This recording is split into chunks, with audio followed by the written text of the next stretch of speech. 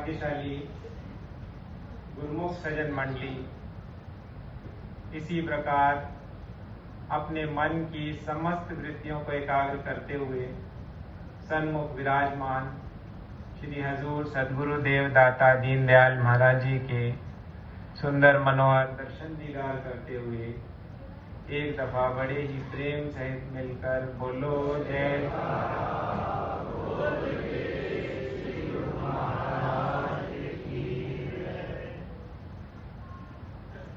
भाग्यशाली गुरुमुखों, महापुरुष नित्य प्रति ही अपनी कृपा से गुरुमुखों को परम पवित्र दर्शन दीदार, आरती पूजा के अवसर और सेवा के सुंदर अवसर प्रदान करते रहते हैं। इन अवसरों को इसीलिए प्रदान किया जाता है ताकि यह ध्यान गुरुमुखों के हृदय पटल पर केंद्रित हो। एक बार श्री अनंतपुर में श्री मंदिर की सेवा का कार्य चल रहा था। श्री सद्गुरुदेव महाराज जी ने बड़े प्रेम से वहां विराजमान होकर पावन वचन फरमाए, खुद खुदा को घर बुलाए, वह कौन है, वह कौन है। श्री सद्गुरुदेव महाराज जी ने आगे अपने पावन वचनों में फरमाया, वह प्रेम है, वह प्रेम है। जो सद्गुरुदेव महाराज जी को अपने पास खींचकर बुला लेता है वह केवल प्रेम होता है, और गुरुमुखों के अंदर वही प्रेम जागृत करने के लिए ही महापुरुष नित्य नई लीलाएं रचते हैं।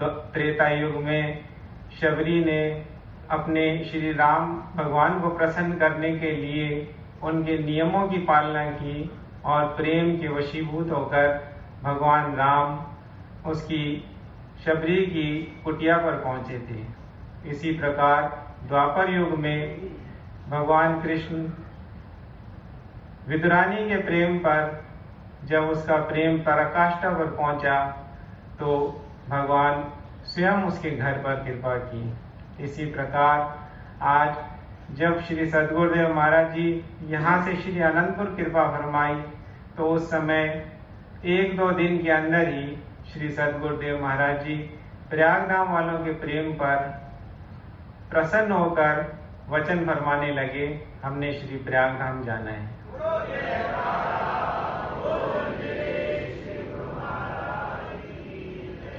जब गुरुमुखों का प्रेम पराकाष्ठा पर पहुंचता है तो महापुरुषों को उसी प्रेम के वशीभूत होकर आना पड़ता है। श्री सद्गुरुदेव महाराज जी ने यहाँ प्रयागधाम में एक बार पावन वचन फरमाए थे।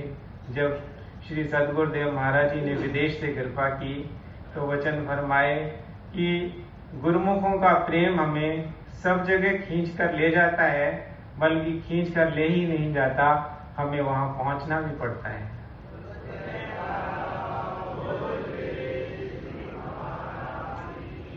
वही प्रेम गुरुमुखों का श्री प्रयागधाम वासियों का श्री सद्गुरुदेव महाराज जी को इस बसंत के महीने में और इस संक्रांति के शुभ अवसर पर, और यूँ कहिए कि ये महीना प्रेम का ही माना जाता है, उस प्रेम के वशीभूत होकर श्री सद्गुरुदेव महाराज जी ने श्री प्रयागधाम वासियों को पावन श्री दर्शनों से कृतार्थ किया।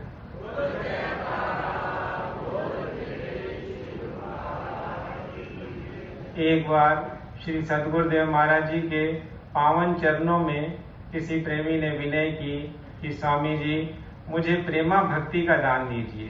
श्री सद्गुरुदेव महाराज जी पहले तो मुस्कुरा उठे, फिर पूछा, प्रेमा भक्ति क्या होती है पता है? कहते हैं श्री सद्गुरुदेव महाराज जी के चरणों के प्रति अटूट प्रेम हो जाए। तो श्री सद्गुरुदेव महाराज जी प्रसन्न होकर फरमाया कि ये चीज ऐसी नहीं है कि हम जेब से निकाल के आपके हाथों में दे दें, इसके लिए आपको पुरुषार्थ करना पड़ेगा। जो भक्ति के पावन नियम बनाए गए हैं, अगर आप उन नियमों पर दृढ़ता से चलोगे, श्री आरती पूजा, सेवा, सत्संग, सुमरन, दर्शन, ध्यान, अगर इन नियमों को दृढ़ता से करोगे तो तुम्हारे अपने अंदर में ही प्रेम प्रकट होगा और वह प्रेम ही आपको हमसे जोड़ देगा। महापुरुष गुरुमुखों के प्रेम पर ही प्रसन्न होते आए हैं। हर युग में महापुरुषों ने अपने वचन फरमाए हैं, पुनि पुनि सत्य कहूँ तो हे पाही, मोए सेवक सम प्रिय कहूँ नहीं। और श्री गुरु गोविंद सिंह महाराज जी ने अपने पवित्र वाणी में फरमाया है, साच कहूँ सुन लेव सभी, जिन प्रेम कियो तिन ही प्रभु पायो। सच वास्तव में यही है कि जिसने भी अपने इष्ट देव को प्रेम किया है तो वह अपने इष्ट देव को प्राप्त कर चुका है। श्री सद्गुरुदेव महाराज जी भी कई बार अपने पावन वचनों में फरमाते हैं कि जो गुरुमुख हमें प्राप्त करना चाहता है उसे भक्ति के इन नियमों की पालना करने के लिए दृढ़ होना चाहिए। एक बार श्री सद्गुरुदेव महाराज जी प्रयागधाम से श्री संतनगर जाना था, तो उस समय पूना से फ्लाइट पकड़कर ग्वालियर उतरना था। श्री सद्गुरुदेव महाराज जी रात को पूना सेवा सत्संग भवन में ठहरे। उस रात खूब जोर की बारिश हुई। उधर प्रेम बाग में एक महात्मा जी रहते थे। उन्होंने कई बार श्री चरणों में विनय की थी कि स्वामी जी कभी प्रेम बाग की कृपा करो। तो श्री सद्गुरुदेव महाराज जी उसकी विनय को स्वीकार करते हुए उसे फरमाते थे, हम आएंगे, जरूर आएंगे। उस रात जब बारिश होती रही तो सुबह पता चला कि जिस फ्लाइट से श्री गुरु महाराज जी ने ग्वालियर जाना था, वह फ्लाइट वहाँ के ऑफिसरों ने कहा कि एयरपोर्ट कल रात की बारिश की वजह से क्षतिग्रस्त हुआ पड़ा है। तो श्री सद्गुरुदेव महाराज जी ने पूछा तो इसका समाधान क्या निकाला है उन्होंने विनय की कि अगर फ्लाइट को आगरा उतारा जाए तो कोई हर्ज नहीं, आगरा का एयरपोर्ट सही है। श्री सद्गुरुदेव महाराज जी ने फरमाया तो फिर देर किस बात की है, आगरा के लिए चलो। जब श्री सद्गुरुदेव महाराज जी फ्लाइट से विराजमान होकर आगरा पहुंचे तो आगरा से वापस ग्वालियर आने लगे, तो रास्ते में श्री सद्गुरुदेव महाराज जी ने फरमाया कि ग्वालियर बाद में चलेंगे, पहले प्रेम बाग चलो।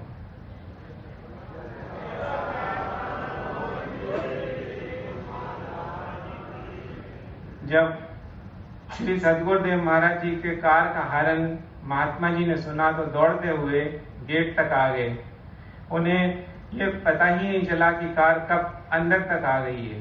श्री सद्गुरुदेव महाराज जी कार से उतरकर कुर्सी पर विराजमान हुए तो श्री सद्गुरुदेव महाराज जी ने महात्मा जी को सहज ही फरमाया, प्रेमी तेरी वजह से ग्वालियर का एयरपोर्ट बंद हो गया और हमें यहाँ आगरा उतरना पड़ा।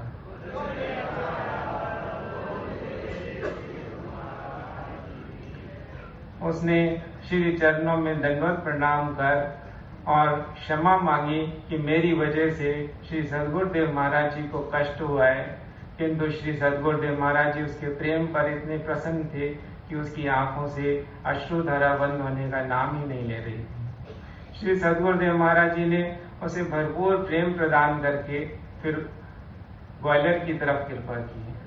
वही सच्चा प्रेम, सच्ची खुशी प्रदान करने के लिए ही गुरु महाराज जी ने इस समय श्री प्रयागराम कृपा फरमाई है और आप सब गुरुमुखों को पावन श्री दर्शनों से कृतार्थ कर रहे हैं।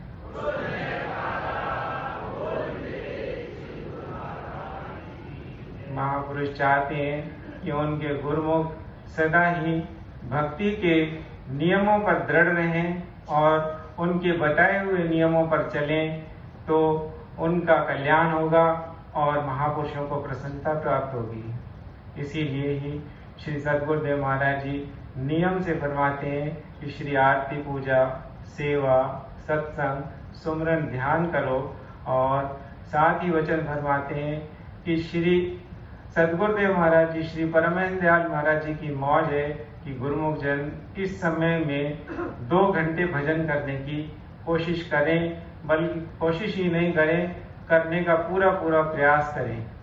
तो श्री सद्गुरुदेव महाराज जी की सब प्रेमियों को प्रसन्नता प्राप्त होगी। इसीलिए ही सब गुरुमुख जन पावन वचनों को अपने हृदय में धारण करते हुए भक्ति के नियमों की पालना करते हुए अपने जीवन का कल्याण करें और श्री सद्गुरुदेव महाराज जी की प्रसन्नता के पात्र बने।